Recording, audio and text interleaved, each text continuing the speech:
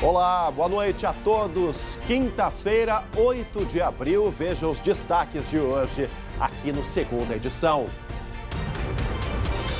1 milhão por dia. Em Porto Alegre, ministro da Saúde garante produção de vacinas para manter a meta. Saiba as últimas informações sobre a imunização no estado. Queda tímida dos números com a expectativa de mais abertura do comércio. Internações reduzem, mas fica o alerta para o risco de liberar tudo. O número de casos foi um foguete que subiu até a estratosfera. O que a gente conseguiu fazer foi desacelerar esse foguete a ponto dele ficar parado lá em cima. Ele parou de subir. Mas a gente está muito pior, assim, do que o dobro do que a gente estava nos picos anteriores. E a retomada na educação? Governo considera prioridade a volta dos pequenos às salas de aula. Veja como. Vacinar professores e funcionários é acabar com o impasse. O SBT Rio Grande Segunda Edição começa agora e eu te convido. Vem com a gente.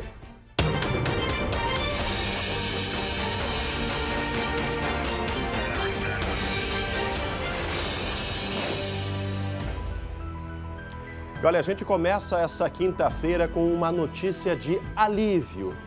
Só que esse alívio não significa que nós devemos baixar a guarda. Mas sim, gente, sim, os números de contaminação por coronavírus começam a dar sinais de queda, felizmente.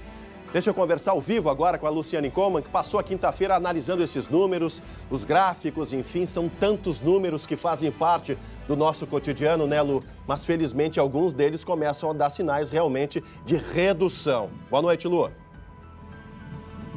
Boa noite, Chemali. Boa noite a todos. Pois é, começou a desafogar, mas nós ainda estamos muito ali no limite, né? Numa situação muito grave. A maior redução, Chemali, aparece principalmente nas internações nos leitos clínicos.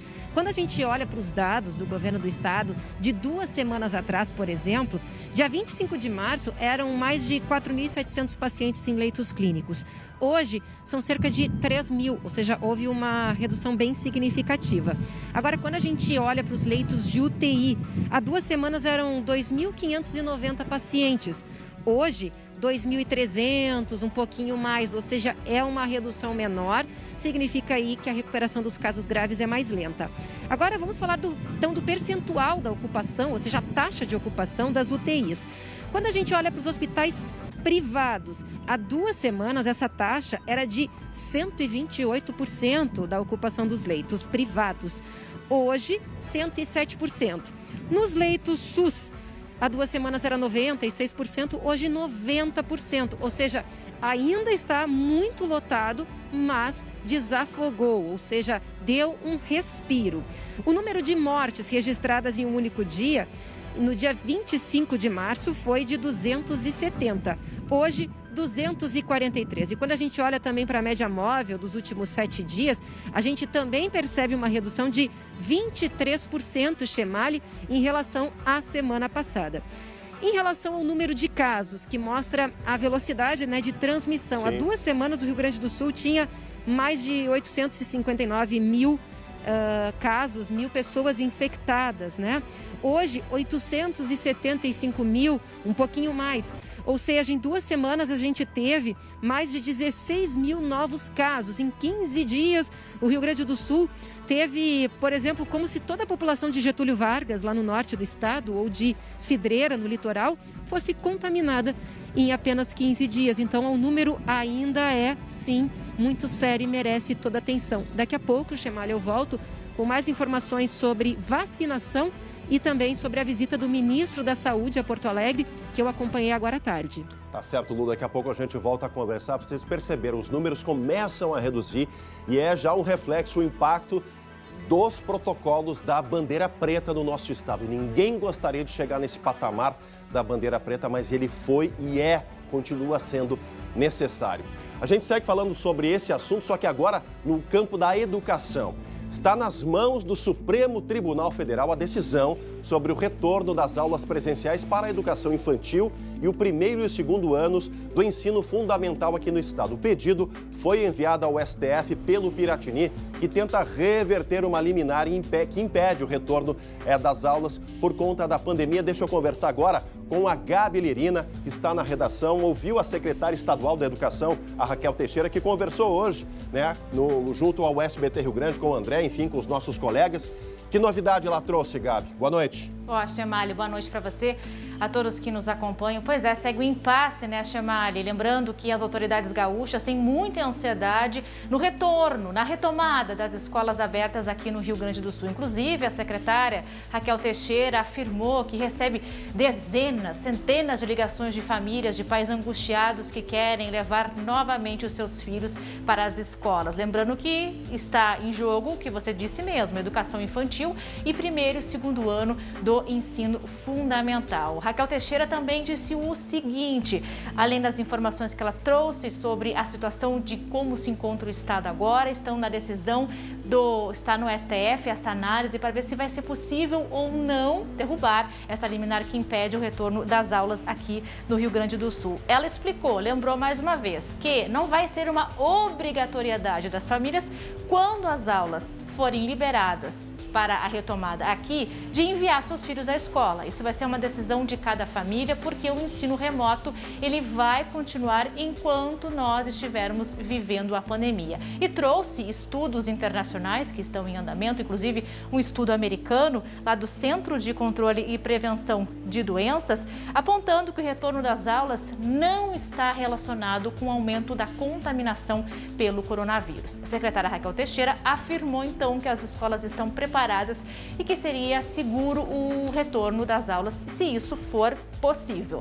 O secretário também está dizendo sobre a situação que envolve a vacinação dos professores. Você disse, né, Chemali? Seria a decisão para o fim desse impasse. Pois é, a secretária afirmou que o governo do estado já fez um pedido ao Ministério da Saúde para incluir os professores no PNI, que é o Plano Nacional de Imunizações. Novidade de hoje é que a Lu vai trazer daqui a pouco mais informações sobre a passagem do ministro da Saúde, Marcelo Queiroga, que esteve hoje aqui no Rio Grande do Sul e que durante esta visita dele, ele comentou com a Luciane Coman que recebeu realmente do governo do estado o pedido para a inclusão dos professores no Plano Nacional de Imunização e que repassou isso para a direção do PNI e que até agora, Chemali, ainda não obteve a resposta. Então, ou seja, teremos que aguardar.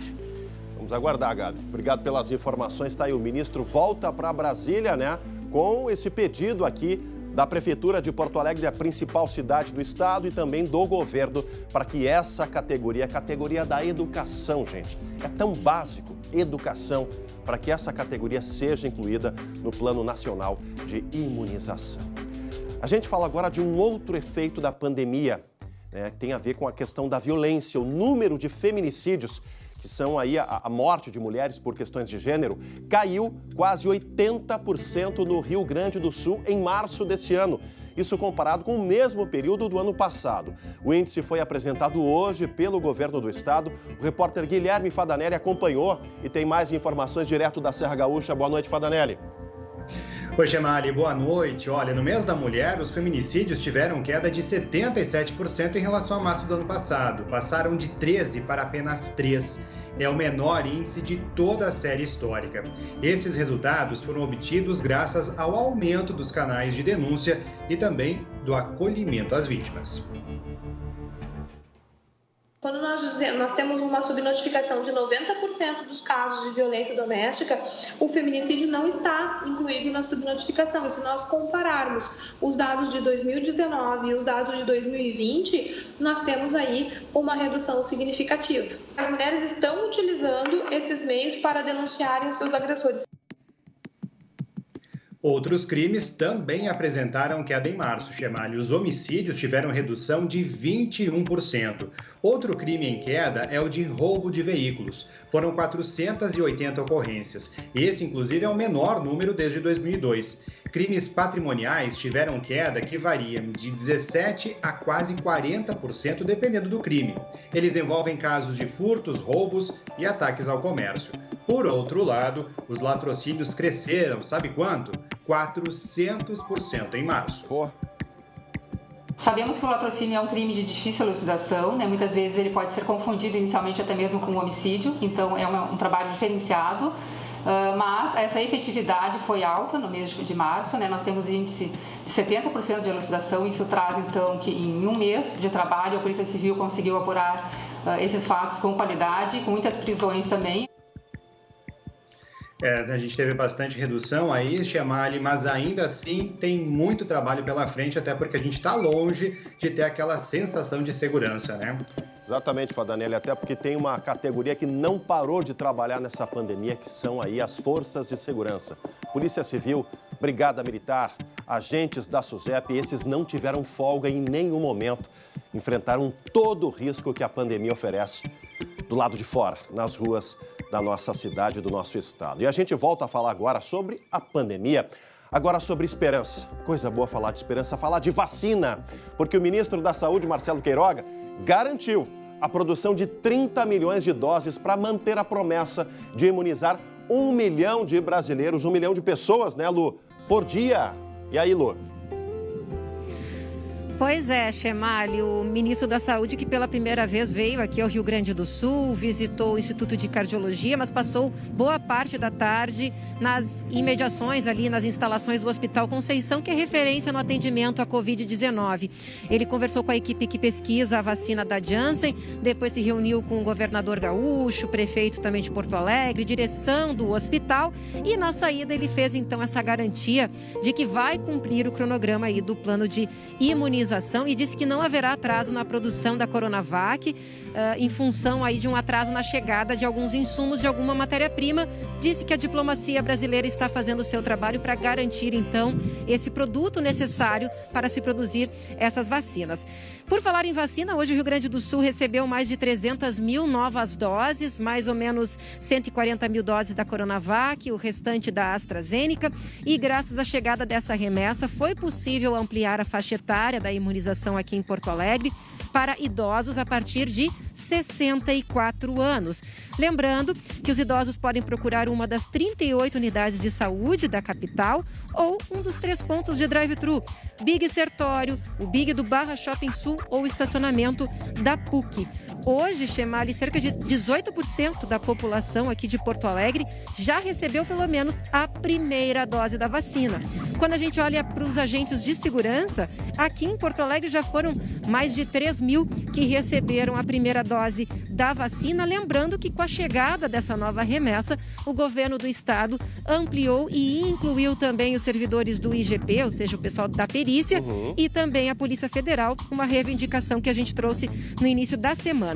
Outra novidade, tá cheio de novidades, Chemali, é que a Prefeitura antecipou o calendário de vacinação dos trabalhadores que dão apoio aos serviços de saúde. A gente comentou hoje, é que amanhã já vão poder receber a primeira dose trabalhadores que prestam apoio ao serviço de saúde a partir de 45 anos. Aí eles só precisam procurar uma das 19 farmácias que fazem essa parceria, esse apoio com a Prefeitura de Porto Alegre, apresentando ali algum atestado, né, do vínculo empregatício. São aqueles trabalhadores que ficam na recepção, fazem a limpeza, serviços gerais, cozinha, segurança, mas que também são extremamente importantes para o serviço de saúde. E daqui a pouco, Chemali, eu volto para falar sobre a flexibilização das atividades que devem ser anunciadas amanhã.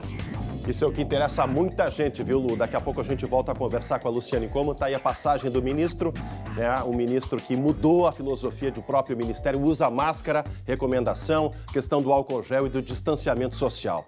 Estou otimista, agora a coisa vai acelerar de verdade. Vamos falar de esporte? Olha, está confirmado para amanhã o jogo do Grêmio contra o Independiente del Valle pela Libertadores. Eu quero saber do meu amigo Glauco Paza se hoje, Glauco, finalmente o tricolor pôde treinar para esse desafio de amanhã. Boa noite, meu amigo. Boa noite, Chemali. Boa noite a todos. Finalmente os jogadores saíram do hotel, né? Foram a campo e treinaram no estádio Manuel Ferreira, que é o estádio do Olímpia, do Paraguai. Lembrando, essa novela que se arrasta no jogo contra o Independiente del Valle, né? A delegação foi para o Equador, onde seria o jogo na noite de ontem, né? Mas as autoridades do Equador não deixaram o Grêmio sair do hotel em virtude dos casos de Covid, os casos positivos. Lembrando, o técnico Renato teve resultado positivo, ficou em Porto Alegre, mas outros 2 jogadores testaram positivo lá. e mais 2 tiveram sintomas, embora os testes tivessem dado negativo. Bom, aí a Conmebol remarcou o jogo para Assunção na noite desta sexta-feira. Aí a delegação do Grêmio veio do Equador, né, para Assunção, capital do Paraguai, e hoje então teve este treino. Agora, oficialmente confirmado o jogo 7h15 da noite desta sexta-feira no estádio Defensores del Chaco. Olha só, o Grêmio não parou de fazer exames, fez mais uma bateria de testes, todos negativos, então teoricamente não tem mais casos de Covid no grupo. E para reforçar a delegação, 3 jogadores saíram de Porto Alegre hoje e foram para o Paraguai: o Felipe, o Guilherme Guedes e o Luiz Fernando. Até para ter mais opções aí, o Alexandre Mendes. Lembrando que o Renato não viajou, então o auxiliar deve comandar o time na beira do campo. Mas é um jogo de muita polêmica. Os equatorianos não gostaram do fato de não poder jogar em casa, na altitude de 2.850 metros. E a Conmebol confirmou, viu, Chamari, o jogo da volta para a Arena. Ou seja, o Grêmio joga em casa na semana que vem. Os equatorianos não gostaram, Chamari. Tá certo, Glauco Pazza. Vamos torcer para tudo dar certo por Tricolor dos Pampas. Chega de casos de Covid, né? Muita saúde para essa gurizada, os guris do Grêmio. Fique agora com o recado que a FAB da EVT Assessoria tem para ti. Estamos passando por um momento muito complicado, vivendo cheio de incertezas e preocupações. E para piorar, você comprou um carro e está pagando por 2, às vezes até por 3. O banco não para de te ligar e a busca e apreensão está batendo a sua porta. Faça como o nosso cliente Alexandro. Gente, o senhor Alexandro chegou no nosso escritório desesperado, com a dívida do seu carro acima de R$30 mil, busca e apreensão e restrições. E em alguns meses nós conseguimos um acordo de quitação por R$3 mil. É isso mesmo, gente, R$3 mil. A EVT é uma assessoria que te ajuda a reduzir as suas dívidas de financiamento de veículos, cartões de crédito e também empréstimos. Ligue agora para a EVT Assessoria que nós vamos te ajudar. Olha aqui na tela, ligue agora 3391-3852 ou manda um WhatsApp para 99770-2864. Anota aí que eu vou repetir. 3391-3852 ou manda uma mensagem de WhatsApp para 99770-2864 e fale com a EVT Assessoria que a gente te ajuda a passar por esse momento e acabar de uma vez por todas com as suas dívidas.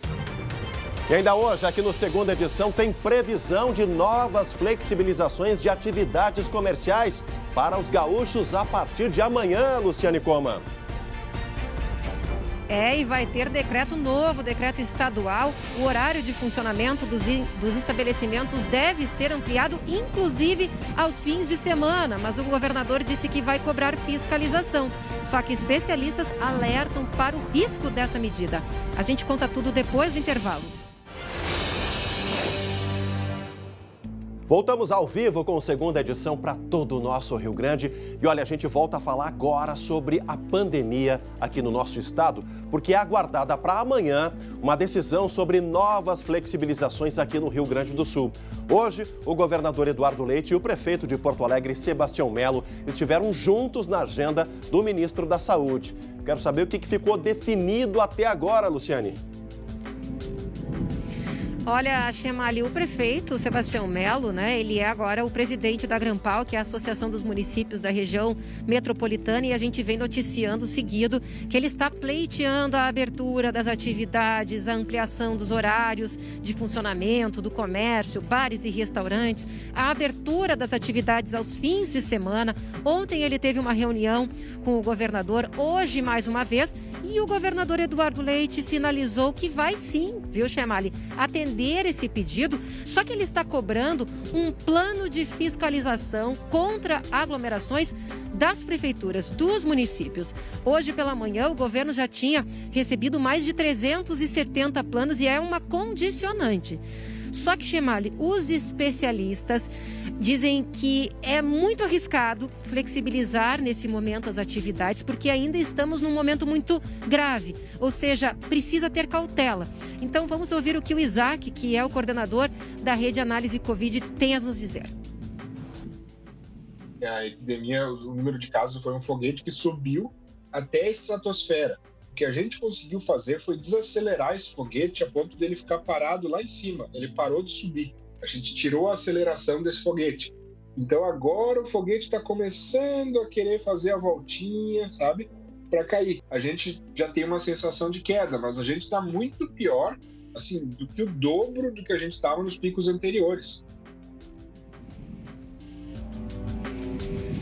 Pois é, Chemalha, eu lembro, por exemplo, lá no início do ano, aqui em Porto Alegre, a gente tinha em torno de 270 pacientes confirmados com Covid nas UTIs, né? Hoje a gente tem mais de 700, ou seja, a gente parece que se acostumou com a gravidade da situação, é muito sério isso.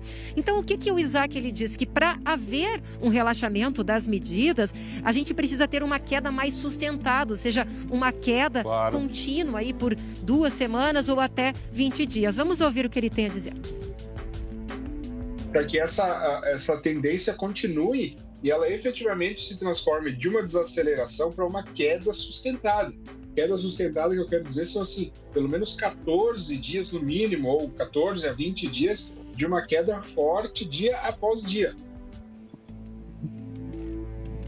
Pois é, então amanhã, Chemalha, o governador disse que deve apresentar esse novo decreto com novos protocolos, ou seja, vai vir mudança aí em horários, né, em dias da semana, como é que comércio, bares, restaurantes principalmente poderão abrir, quando, em qual horário, isso tudo deve ser detalhado amanhã, que é o dia oficialmente em que o governo do estado apresenta um mapa do distanciamento social. Então agora fica a expectativa, né, Chemalha, sobre o que vai trazer esse decreto, mas o governador deixou muito claro que ele vai exigir fiscalização, porque não significa que essa liberação, né, de que a pandemia tenha melhorado, ou seja, longe como a gente disso, viu, né, os Lu? índices melhoraram, mas muito pouco. Longe muito disso, longe. né, Lu? Fiscalização é a palavra-chave. Obrigado, minha amiga. Até amanhã. A vocês todos, uma ótima noite de quinta-feira. Na sequência, o SBT Brasil. Amanhã, 11h40, o André Har. E a gente se fala às 7h20 da noite. Tchau, tchau.